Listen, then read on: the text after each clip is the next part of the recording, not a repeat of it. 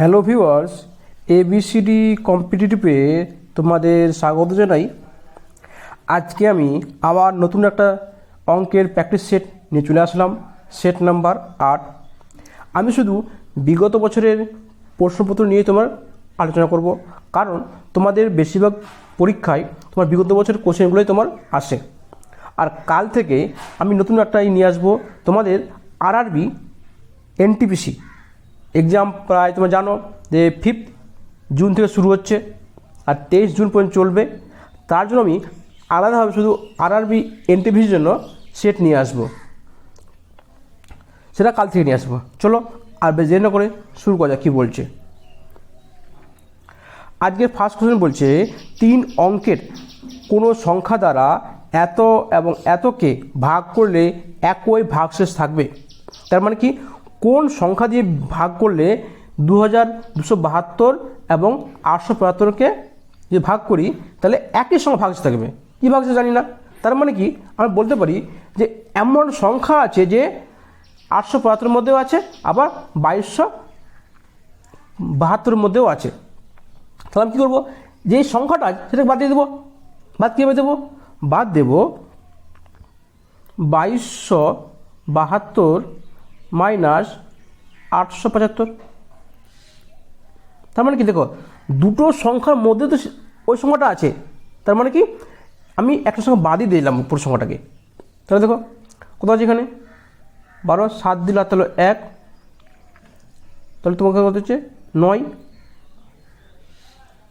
না 8, 9 দিলে তাহলে 1, তাহলে 9, 3 দিলে 12, তাহলে 1397। তাহলে আমরা এখান থেকে কি বলতে পারি, উত্তর কোনটা হতে পারে? দেখো এই যে তোমাদের আমি বলেছিলাম যে একক সংখ্যাগুলো তোমরা অবশ্যই সলভ করবে। এটা তোমরা দেখবে, কারণ আমি আমার চ্যানেলে অলরেডি দেওয়া আছে একক সংখ্যা মানে কি তোমার ইউনিট ডিজিট, আর কি ডিভিজিবিলিটি বিভাজ্যতা।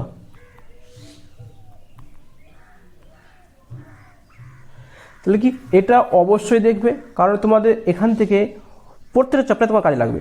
তাহলে দেখো আর লাস্ট কত আছে 97। দেখো আমি যদি লাস্ট যদি 5 5 5, দেখো 5 দিয়ে যদি ভাগ করি লাস্ট কত আসবে? হয়তো 5 আসবে কিংবা 0 আসবে, এবারে কিছু আসবে না। তার মানে কি, এরা দিয়ে কেউ দিয়ে ভাগ যাবে না।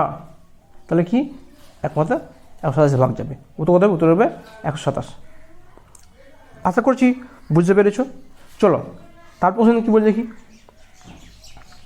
বলছে 7 দিয়ে ভাগ করলে কোন সংখ্যা যে 8 মানে 7 দিয়ে ভাগ যাবে এমন সংখ্যা তোমাকে নির্ণয় করতে বলছে। যেটা 8, 12 এবং 16 দিয়ে ভাগ করলে পরে কি 3 ভাগশেষ থাকবে। তার মানে আমি এখান থেকে একটা জিনিস বলতে পারছি যে 7 দিয়ে সংখ্যাটাকে ভাগ যেতে হবে। তার মানে দেখো সবাই 7 দিয়ে ভাগ যাবে, এটা আমার চেক করার দরকার নেই, চেক করলে করতে পারো, কোনো সমস্যা নেই।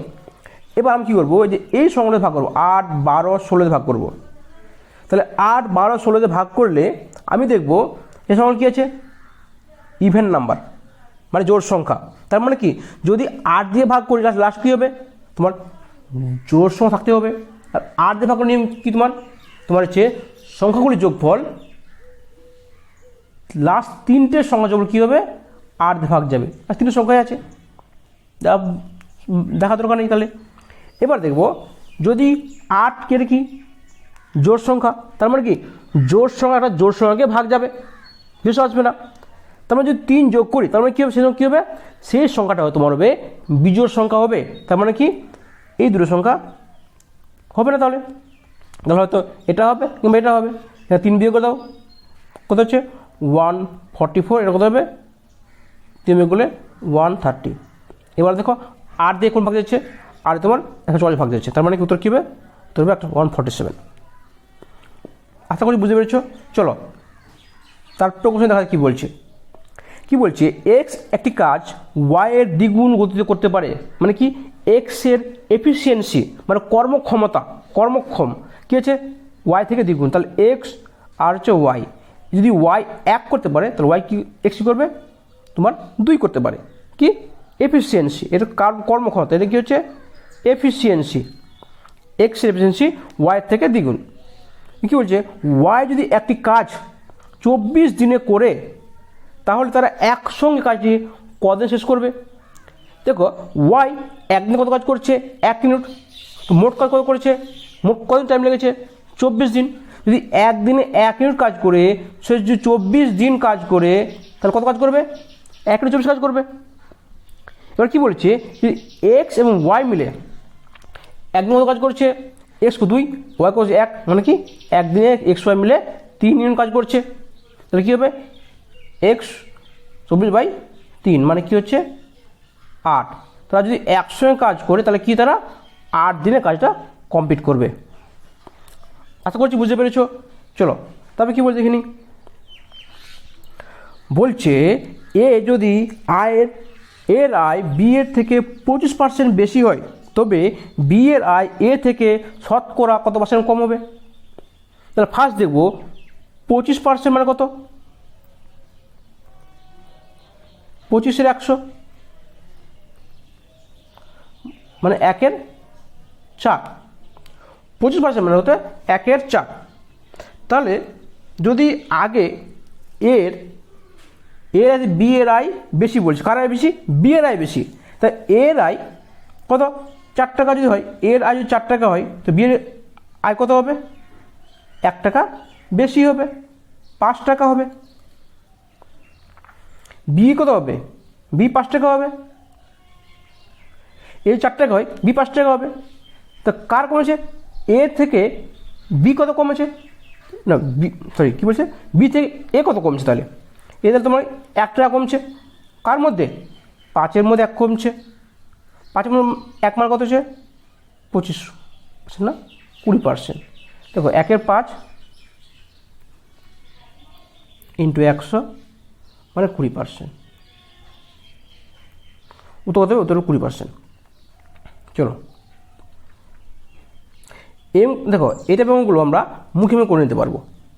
যে 1/25 মানে কি 1/4, 25 মানে কি 1/4, 1/4 মানে কি, তাহলে 1 থেকে 5 বাড়বে, 5 মানে 1/5 হবে মানে 20%। চলো কি বলছে, একটি ট্যাঙ্ক কার এ বি দুটি পাইপ দিয়ে ভর্তি করছে, 60 মিনিট এবং 40 মিনিট সময় লাগছে। খালি ট্যাঙ্কটি অবস্থায় এ বি দুটি পাইপ একসঙ্গে ভর্তি করতে কত সময় লাগবে। তার মানে কি, এ একটা পাইপ আছে আর বি একটা পাইপ আছে, এ পাইপ কোন লাগছে 60 মিনিট ট্যাঙ্ক ভর্তি করছে, বি বলছে এখানে 40 মিনিট ট্যাঙ্কটা ভর্তি করছে। তাহলে মোট কত হবে, মোট ট্যাঙ্ক কত টাইম ভর্তি লাগবে, মানে মোট ট্যাঙ্কের ক্যাপাসিটি কত হবে, তাহলে তাহলে কি 40 এবং 60-এর কী হবে এলসিএম মানে কি লসাগু কত হবে, তাহলে 120 হবে। কী করে 120 হবে, দেখো 60কে ডাবল করে দাও, 60 ভাগছে যাচ্ছে না, তার মানে 60 ডাবল করে দাও 120 হচ্ছে। দেখো 60 তোমার 120 তোমার কী হচ্ছে 40 দিয়ে ভাগ যাচ্ছে, তার মানে কী হচ্ছে এর এলসিএম হচ্ছে কত 120। 60 2 120 আর 40 3 120, তার মানে কি দেখো 3 + 2 5, তার মানে একদিনে এ প্লাস বি মিলে 5 দিন কাজ করছে, মোট কাজ কত 120, তাহলে 120/5 কত হচ্ছে 5 2 10 5 4 20 মানে 24 মিনিট। তাহলে কি যদি তারা একসঙ্গে কাজ করে তাহলে তারা 24 মিনিটে কাজটা কমপ্লিট করবে। চলো তবে কি বলছে দেখি, বলবো যদি আমার কাজগুলো ভালো লেগে থাকে তাহলে আমার ক্লাসটাকে লাইক মেরে দাও, লাইক মারলে কী হবে আমারও ভালো লাগবে, না তোমাদের ক্লাসগুলো ভালো লাগছে। চলো তবে কি বলছে, 12টি বেল্ট ও 30টি ওয়ালেটের দাম এত টাকা, তাহলে 4টি বেল্ট 10টি ওয়ালেটের দাম কত, দেখো কী আছে 12 আর 30, এটা দেখো যদি 4 নিয়ে আসে তাহলে কি বোথ সাইড যদি 3 দিয়ে ভাগ করি কত আসবে, দেখো 4 আসবে, কত আসবে 10 আসবে, ওটাই আমার চেয়েছে। তার মানে কি এখানেও কী হয়েছে 8940কে 3 দিয়ে ভাগ করবো কত আসবে, 2 2 3 2 6, তাহলে 2 9 মানে 9 27, হাত তাহলে কত 2 আর হচ্ছে 8 24 মানে কি 8 24 কত হচ্ছে উত্তর হচ্ছে ডি। দেখো এই কোশ্চেন সবগুলো কিন্তু কোনো না কোনো পরীক্ষায় আসা কোশ্চেন, আমার এমনি কোশ্চেন তৈরি করা নয় কিন্তু যে আমি কোথায় তুললাম না, পরীক্ষা আসা কোশ্চেন, তোমাদের এভাবেই আসে কোশ্চেন, খুব একটা টাফ হয় না। তবে কী বলছে দেখো, কী বলছে দুটি বস্তু এক্স এবং জেডের অনুপাত দেওয়া আছে 3:1:3, তার মানে কি যদি এক্স ইস টু জেড কত আছে 1:3, যদি অন্য একটি বস্তু ওয়াই এর মূল্য 40 টাকা হয়, ওয়াই মূল্য 40 টাকা, যেখানে এক্স এবং জেডের গড় মূল্য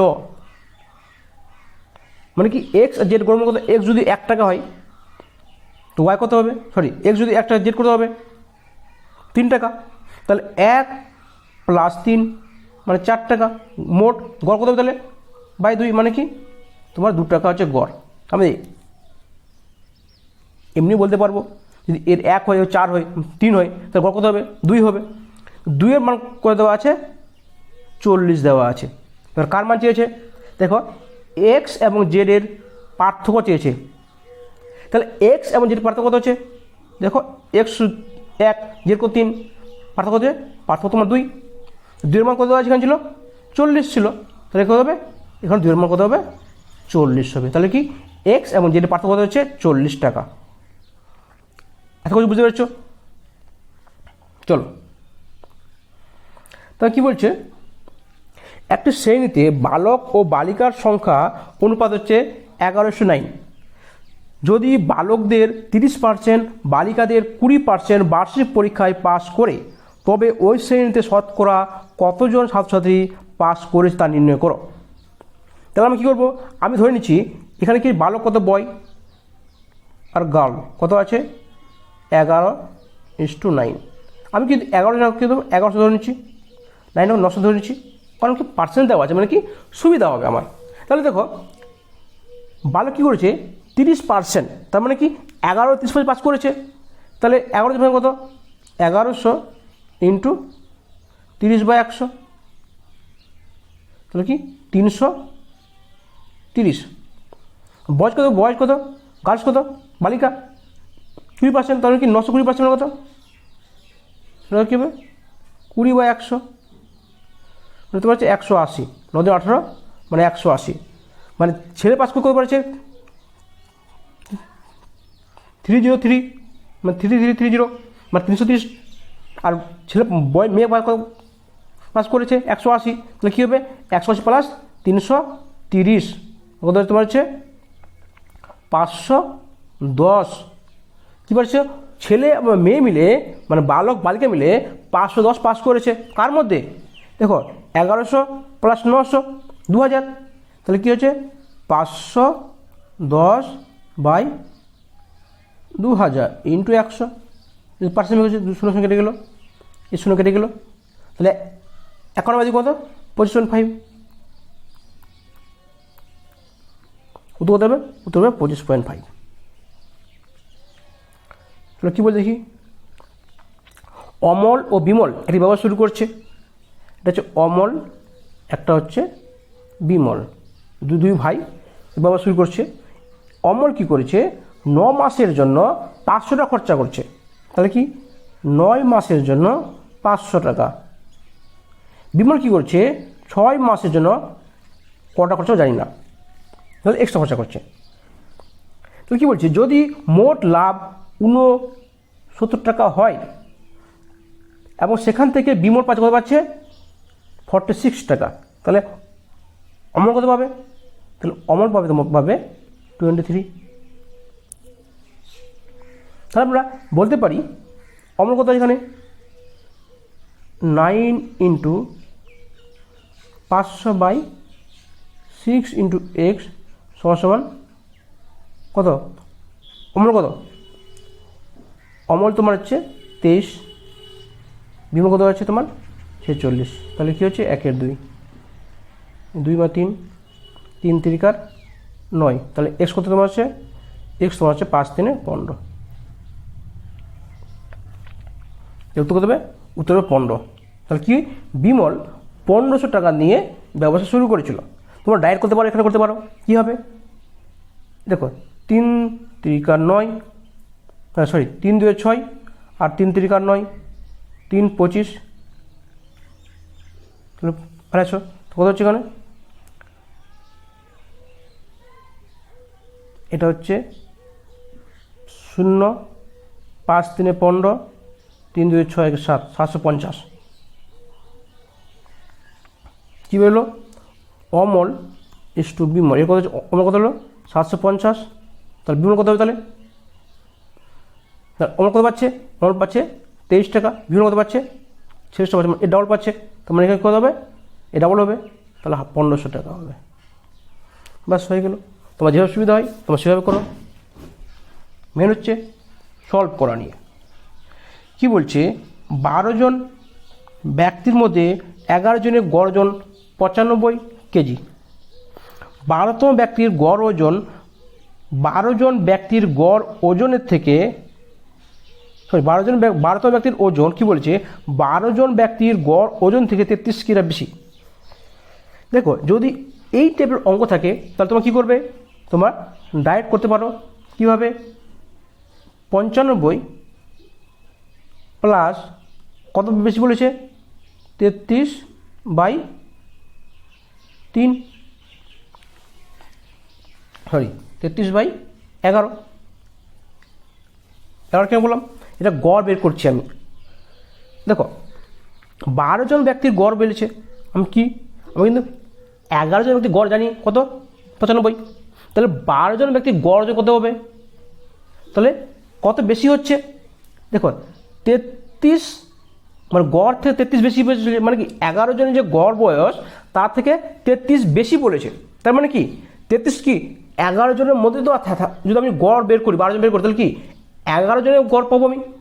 বুঝতে পারছো না? তাই তো? ঠিক আছে, দেখো,